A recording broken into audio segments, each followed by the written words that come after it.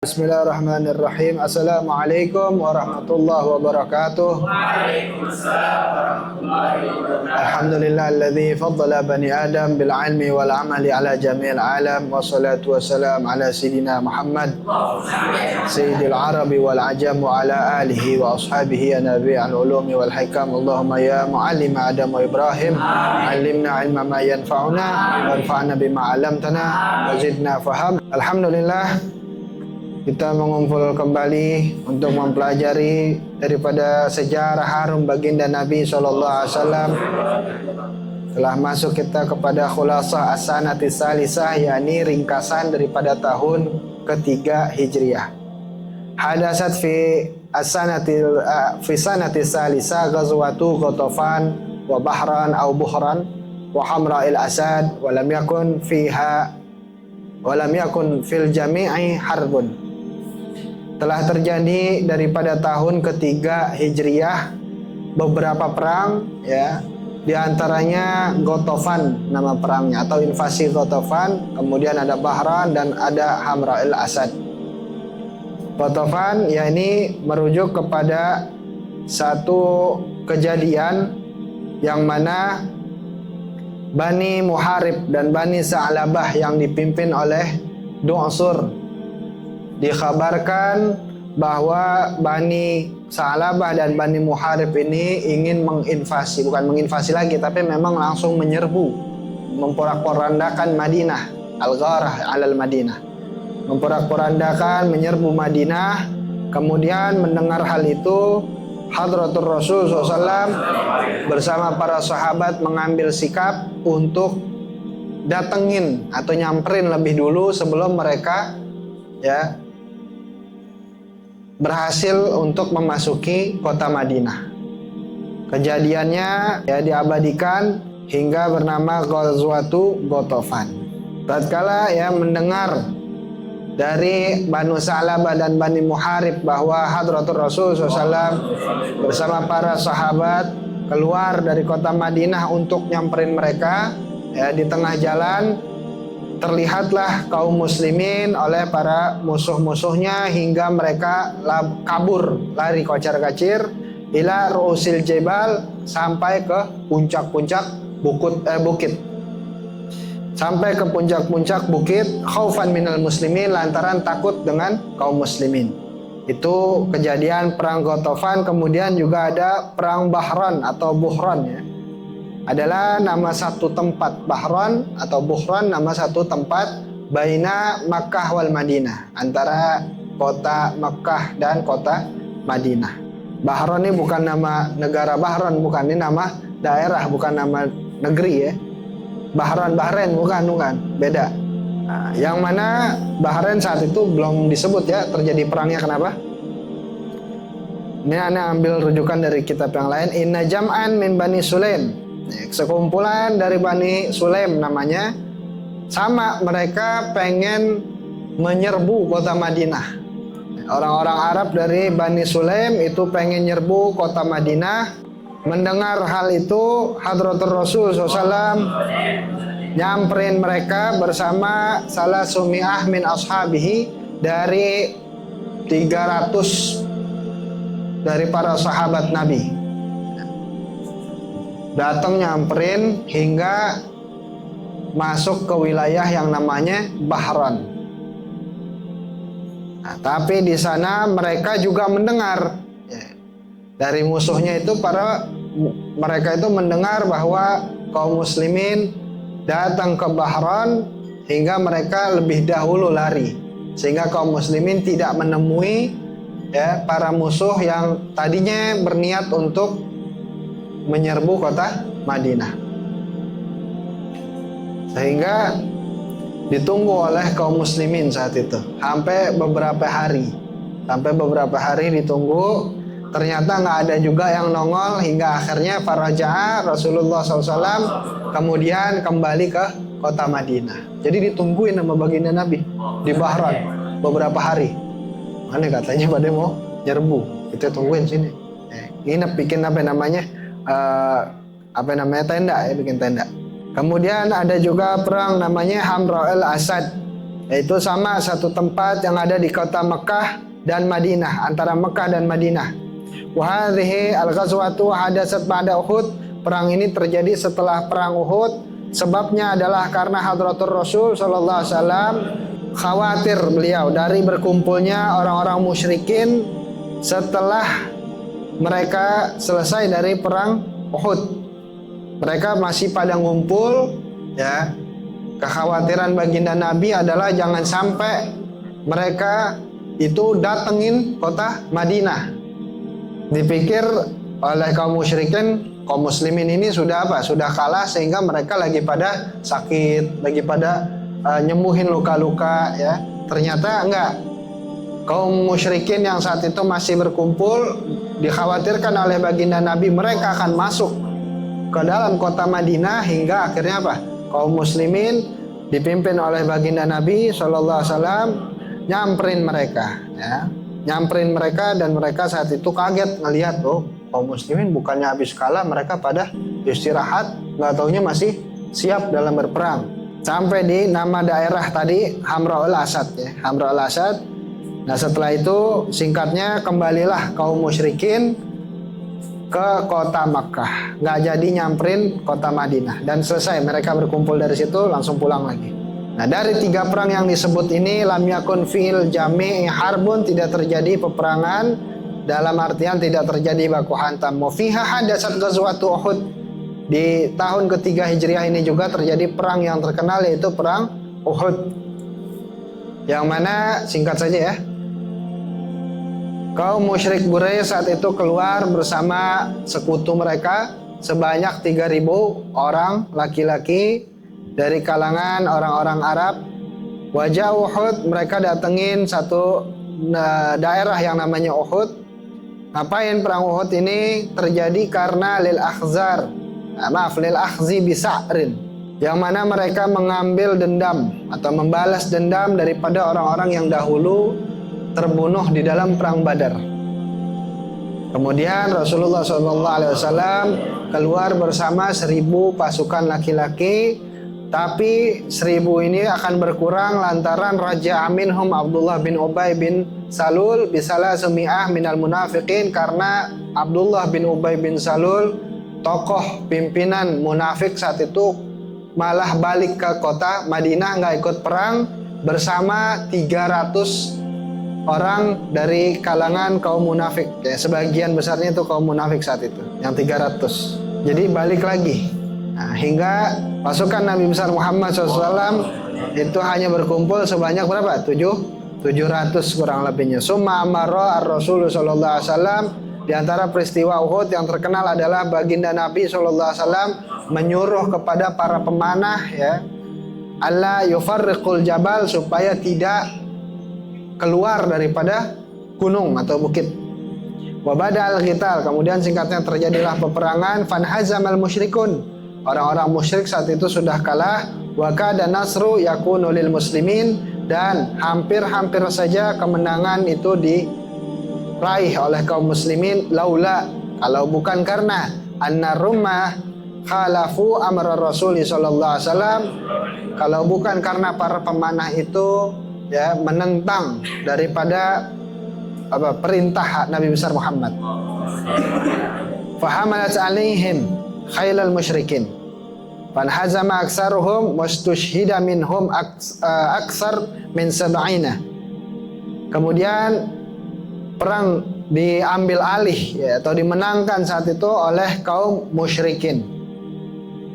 Banyak dari kaum muslimin yang terbunuh syahid saat itu, dan sebagian mereka itu lari. Artinya lari karena menyelamatkan diri masing-masing, karena dalam keadaan saat itu sangat chaos. Di antara yang syahid minhum Hamzah ammur Rasuli sallallahu alaihi wasallam. Di antara yang syahid adalah paman baginda Nabi sallallahu alaihi wasallam yang bernama Sayyidina Hamzah. Wa arada Ubay bin Khalaf ayaktula ar-Rasul sallallahu alaihi wasallam. Saat itu ada seorang yang bernama Ubay bin Khalaf yang hendak membunuh baginda Nabi sallallahu alaihi wasallam. Fadarabahu Rasul, kemudian ditangkis oleh baginda Nabi sallallahu alaihi wasallam. Biharbatin kanat sabab halakihi, dengan satu alat perang ya, satu alat perang. Dan inilah yang menjadi sebab binasanya Ubay bin Khalaf, atau dalam artian ini menjadi sebab kematian dari Ubay bin Khalaf yang saat itu bukan langsung ditusuk langsung oleh Hadratul Rasul, tapi ditangkis sebenarnya, ditangkis. Cuma karena mentalnya yang keburu down hingga akhirnya pikirannya sendiri, perasaannya sendiri membunuh dirinya dengan sebab tangkisan dari Nabi besar Muhammad. Walam yaktul ghairahu, akan tetapi ya, dan tidak terjadi lagi baginda Nabi SAW menyebabkan kematian di dalam peperangan selain daripada kejadian Ubay bin Khalaf ini. Wajurihat rukbatahur Rasul sallallahu alaihi wasallam, dan telah terluka dua lutut baginda Nabi di dalam perang Uhud ini lantaran beliau SAW kepleset. Wasyujja wajhuh, kemudian terluka juga ya pipi atau wajahnya baginda Nabi SAW. Wa kusirat rabaiyatuhu wa thaniyatahu, kemudian juga pecah gigi dua gigi ini antara bukan seri, antara taring dan gigi depan ya, dan juga saniyatahu, dan gigi depan Nabi patah di dalam perang Uhud ini. Wajurihat wajnatah, dan juga terluka pipi baginda Nabi. Wa usiba man sabata ma'ahu min ashabihi bi jarahatin katsirah, dan menimpa juga daripada rasa sakit karena chaos ini ya, atau luka-luka ini oleh para sahabat dengan jarahat katsirah, dengan luka yang banyak. Sahabat juga semua banyak yang kebagian. Wa fi hadhihi sanati zawwajar Rasul sallallahu alaihi wasallam ibnatahu Ummu Kulsum Utsman ibn Affan. Selain daripada peperangan, terjadi juga peristiwa pernikahan di dalam tahun ketiga Hijriah ini, yaitu menikahkan Nabi besar Muhammad sallallahu alaihi wasallam akan putri beliau yang bernama Sayyidah Ummu Kulsum. Kepada siapa? Sayyidina Utsman bin Affan radhiyallahu anhuma. Yang mana Sayyidina Utsman bin Affan punya julukan khusus, disebut Zunnurain. Zunnurain artinya pemilik dua cahaya. Karena cahaya tadi menggambarkan putri daripada baginda Nabi sallallahu alaihi wasallam. Yang mana Sayyidina Utsman sebelum nikah atau sebelum dinikahkan dengan Sayyidah Ummu Kulsum, beliau menikah dengan putri Nabi yang bernama Sayyidah Ruqayyah. Sayyidah Ruqayyah. Kemudian Sayyidina Utsman ngurusin Sayyidah Ruqayyah sampai dalam sakitnya ya, sampai akhirnya Sayyidah Ruqayyah wafat. Kemudian dari wafat itu dinikahkan lagi oleh baginda Nabi Shallallahu Alaihi Wasallam dengan putri beliau yang lain bernama Sayyidah Ummu Kulsum. Maka dengan ini Sayyidina Utsman dapat julukan Zunnurain atau Zunnurain, pemegang dua cahaya. Nah ini juga ya kenyataan bagi kita untuk menghalau pikiran atau paham-paham Syiah yang mengatakan bahwa sahabat Sayyidina Abu Bakar begini, Sayyidina Umar begitu, Sayyidina Utsman begini. Nah ini semua ya dibantahkan. Kenapa? Karena gini aja logikanya. Orang kalau memilih seorang sebagai mantunya, kira-kira milih yang baik apa kagak? Milih yang baik apa kagak? Kalau nggak baik, nih siapa misalnya Bongki, ya Bongki nanti anaknya sudah dewasa, sudah jadi remaji, ya, remaja perempuan. Nah, kemudian ada yang mau jadi suaminya dari anaknya. Kira-kira ente mau anak ente dapat suami yang barbar? Hah? Logika aja, mau nggak? Nggak mau. Pasti kalau bisa yang terbaik. Maka fitnahan dari orang-orang Syiah contohnya ya, itu membantah dari bagaimana Nabi besar Muhammad SAW menikahkan putri Nabi dua kali kepada Sayyidina Utsman. Berarti Sayyidina Utsman dua kali mantu sebutannya. Sayyidina Utsman dua kali mantu. Sembarangan nggak Nabi milih, apalagi Nabi yang milih. Shallu ala Nabi. Kita aja kagak mau. ya milih mantu yang sembarangan. Ya. Makanya ente kalau mau dapetin perempuan yang baik, perbaikin diri buru-buru, ya gak? Iya. Ya. Nanti dapat yang baik, Allah Ta'ala pilihin yang baik. Gak mau, apalagi baginda Nabi. Dan berarti juga Sayyidina Utsman punya hubungan kekeluargaan dengan Nabi SAW. Yang mana Sayyidina Utsman berarti adalah mantu baginda Nabi. Pun begitu juga Sayyidina Abu Bakar, Sayyidina Umar. Hubungan kekeluargaan sama baginda Nabi ada nggak? Ada. Ya, ada. Di mana adanya? Kita lanjut. Wa fiha tazawwaja Hafsah binta Umar bin Al-Khattab, dan di tahun ketiga Hijriah ini juga telah menikah Nabi Muhammad SAW kepada seorang wanita bernama Hafsah. Nah, siapa Sayyidah Hafsah ini? Perempuan yang beruntung ini binta Umar ibn Al-Khattab. Beliau adalah putri daripada Sayyidina Umar ibn Al-Khattab. Berarti secara pernikahan baginda Nabi SAW, siapanya Sayyidina Umar? Mantu. Berarti sahabat Sayyidina Umar walaupun lebih muda jatuhnya secara pernikahan namanya mertua. Hubungan kekeluargaan bukan? Kekeluargaan. Pun juga begitu dengan Sayyidina Abu Bakar As-Siddiq radhiyallahu anhu. Ya. Nabi SAW menikah kepada siapa? Putri Sayyidina Abu Bakar yang bernama Sayyidatuna Aisyah. Berarti Sayyidina Abu Bakar, Sayyidina Umar adalah siapanya baginda Nabi? Mertua. Bukan hanya sebagai sahabat dalam perjuangan dakwah Islam, tapi dalam kekerabatan beliau adalah apa? Mertua daripada baginda Nabi. Pun begitu Sayyidina Utsman juga Sayyidina Ali. Yang keduanya adalah mantu bagi baginda Nabi SAW. Jadi al-mubashirina bil jannah, sahabat-sahabat yang 10 yang diberitahu, diberi salam oleh Allah Ta'ala, dijamin masuk surga. Ya, 10 ini ada 4 yang lebih baiknya lagi, lebih afdolnya lagi. Yaitu 4 tadi adalah Sayyidina Abu Bakar, Sayyidina Umar, Sayyidina Utsman, dan Sayyidina Ali, yang mana mereka juga punya hubungan kekerabatan dengan Hadratur Rasul Sallallahu Alaihi Wasallam melalui ikatan pernikahan. Di antaranya melalui pernikahan. Nah, itu ya. Nah, ini istri-istri Nabi juga bukan orang-orang sembarang. Istri-istri baginda Nabi SAW bukan orang-orang sembarang. Kita lihat di antaranya wa Zainab binta Khuzaimah al-Hilaliyah, dan juga Nabi SAW menikah dengan seorang perempuan di tahun ketiga Hijriah ini yang bernama Sayyidah Zainab binti Khuzaimah al-Hilaliyah, yang beliau merupakan seorang janda. Beliau Sayyidah Zainab dahulu sebelum masuk Islam dapat julukan apa? Ummul Masakin, ibu bagi orang-orang masakin. Saking apa? Li ra'fatiha wa ihsaniha ilaihim, karena saking tingginya sifat kepedulian Sayyidah Zainab dan juga kebaikan Sayyidah Zainab yang tinggi kepada orang-orang yang nggak mampu. Peduli itu dari zaman belum masuk Islamnya, apalagi telah menerima Islam, lebih lagi kepeduliannya. Kalau tadi kepeduliannya hanya secara sosial misalnya, tapi setelah menerima Islam udah kepeduliannya melalui apa? Aturan ilahi.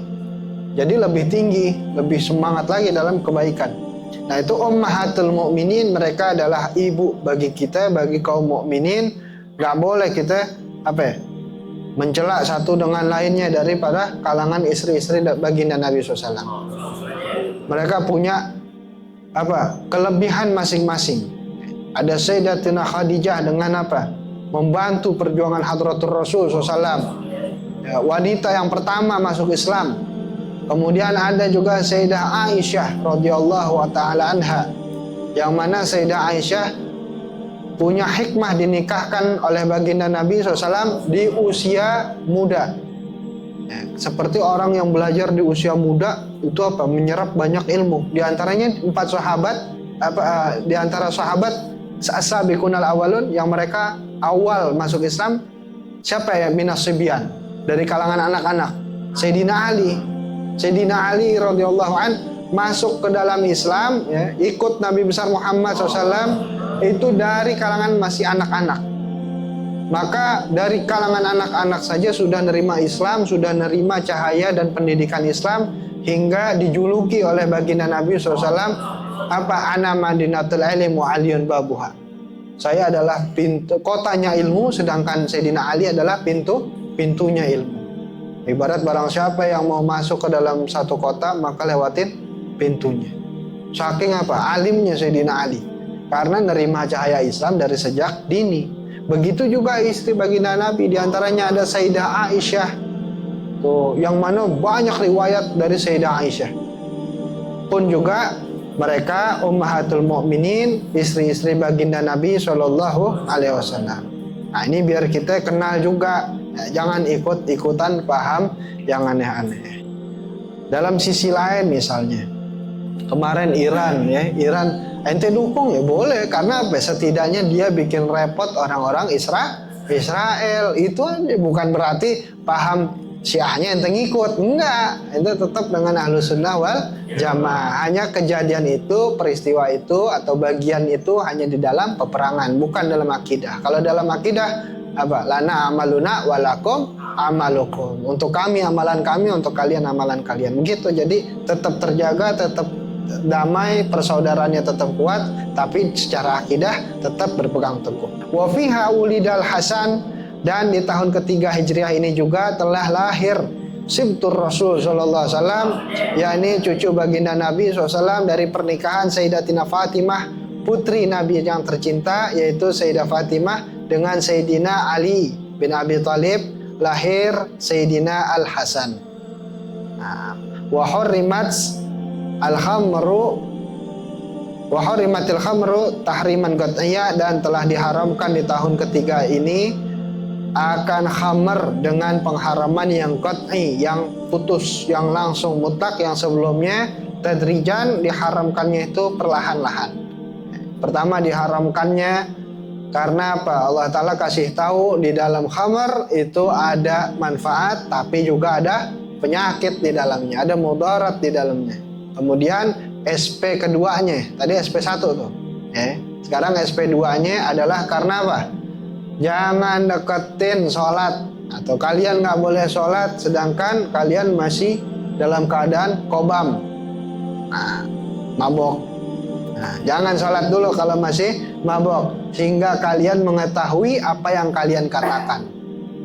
Karena kan takutnya nggak sadar, lagi baca kemana-mana, kopi dangdut lah.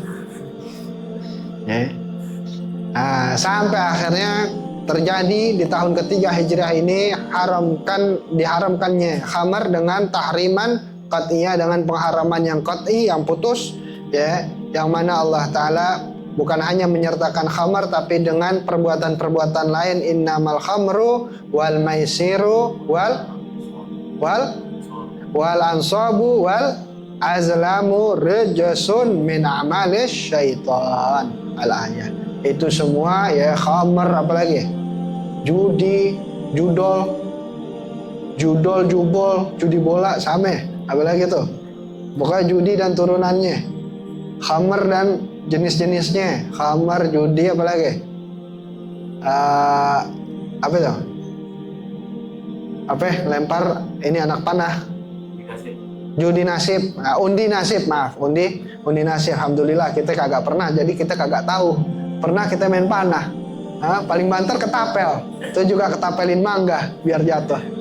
Cuma mangga orang, jangan deh, minta maaf buruan.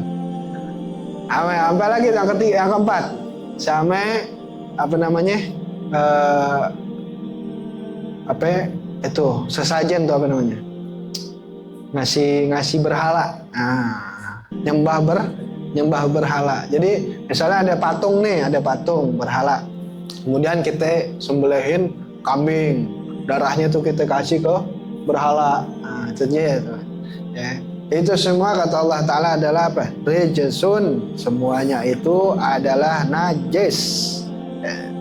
Rijsun. Min amali syaitan, itu semua daripada perbuatan syaitan. Wallahu a'lam bishawab. Itu di antara peristiwa-peristiwa dan sejarah di tahun ketiga Hijriah. Ya, mudah-mudahan antum gak bosan, kita ulang seenggaknya biar gak lupa, biar gak cepat lupa. Insya Allah minggu depan kita masuk ke as-sanatur rabi'atu minal hijrah, yakni tahun keempat daripada tahun Hijriah. Mudah-mudahan sedikitnya bermanfaat.